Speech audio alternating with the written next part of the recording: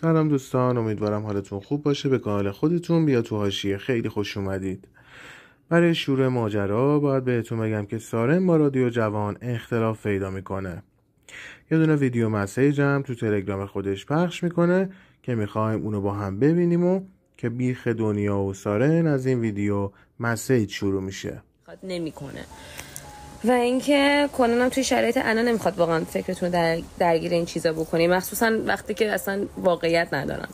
و اینکه آخه قربونت برم، واسه چی این کارا رو میکنی؟ تو انقدر هنرمندی، انقدر خلاقیت داری، با هنرت واقعا داری میتره کنی. دلیلی به این که هر چند وقت یه بار یه حاشیه‌ای درست بکنی این مدلی که ماشاءالله همش به خودی میزنی، 2 نفر از اطرافیان تو که میتونن واقعا آدمای خوبی باشن، دور و برت دوستای خوبی باشن، واسه تو خودت میرنجونی. به چه قیمتی؟ به قیمت معروف شدن نیازی نداری تو. سارن هم میاد توی یه سری از ویدیوهای خودش، مخصوصا تو ویدیوهایی که راجع به رادیو جوان صحبت میکنه، یه سری تیکه به دنیا میندازه.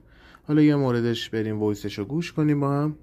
من خودم به چشم دیدم که چقدر این خانوم بها داده، چقدر بها داده. این جایگاهی که داره در حال حاضر 1/1000 اون بهایی که داده نیست. من حاضر نیستم کارایی که اون داره میکنه رو بکنم واسه رسیدن به اون مثلا کنسرت و معروفیت و اینا. واقعا حاضر نیستم، چون بهای سنگینیه. از نظر من خیلی بهای سنگینیه. این یه نمونه بود. تو ویدیوهای زیادی اتفاق افتاده که سارن اومده راجع به دنیا صحبت کرده و تیکه انداخته، یا خیلی مشخص و دقیق یا با کد دادن و این حرفا. ماجرا اینجا تمام نمیشه و ادامه دار میشه تا جایی که طبق گفته های صحبت های سارن، دنیا با مدیرای رادیو جوان صحبت میکنه که اگر بخوایم با سارن راه بیاین، من از رادیو جوان میرم و ما نمیدونیم البته واقعیت داره یا نه. به گفته سارن داریم میگیم، بریم ما هم ببینیم. الان فهمیدم که یه گوی خورده پشتم. رفته گفته که به بچهای همین رادیو تمام گفته که قرارداد سارن رو هیچ جوره نمیدونم فسخ نکنید که این نتونه کار کنه. اگه فسخ بکنید من میرم از رادیو تمام.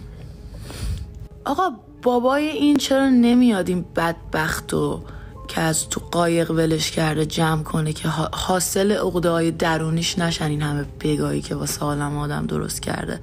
آقا تو واسه یه کاری نیستی، تو واسه این کار نیستی.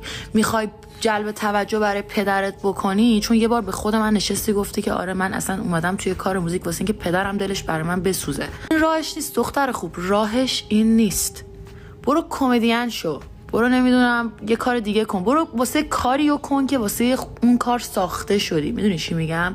من ربطی نداره که بابای رو قایق ولت کرده که الان اینجوری داری به فاک میری و حاضری همه زندگی تو بدی واسه اینکه دهن اونو سرویس کنی.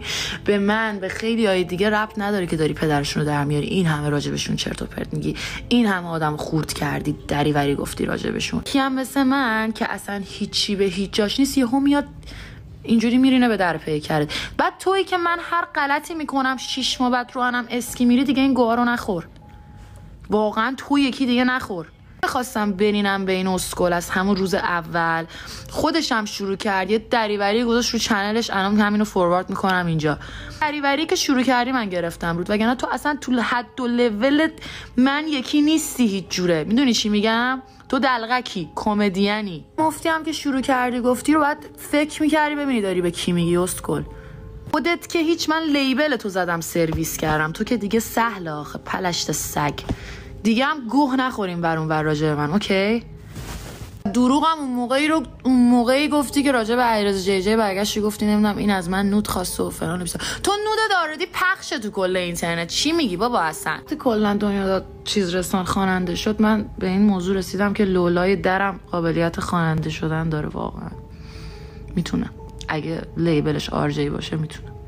اما آخرش یه دوستانه بهت میگم، ببین من چیه گوگوشم حذف شه باز تو واسه این کار نیست. یعنی ببین کل خواننده‌های زن ایران هم بمیرن هیچ کی هم کار نکنه، باز توی دلغکی. اینو قبول کن. میدونی چی میگم؟ اون جایی که هستی کار تو نیست، واسه تو نیست. اون کاری که داری میکنی واسه تو، واسه همه مجبوری همه زندگی تو بدی واسه خوانندگی، وگرنه که نیازی نبودین همه بدی بره.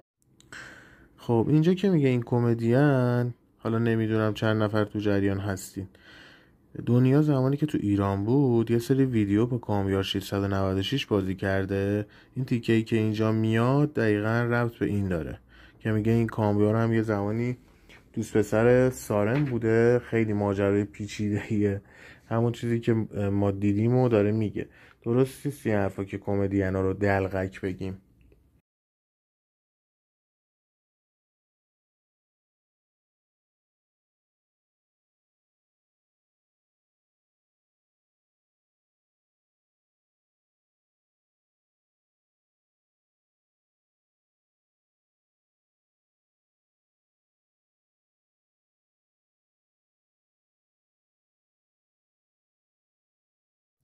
سر همین داستانا انگار مدیرای رادیو جوان میان یه سری استراک میزنن رو ویدیوهای سارن که بعدش که رفتیم چک کردیم دیدیم اصلا کلا یه سری از ویدیوهایی که در رابطه با رادیو جوان تو پیج یوتیوب سارن بود کلا حذف شده.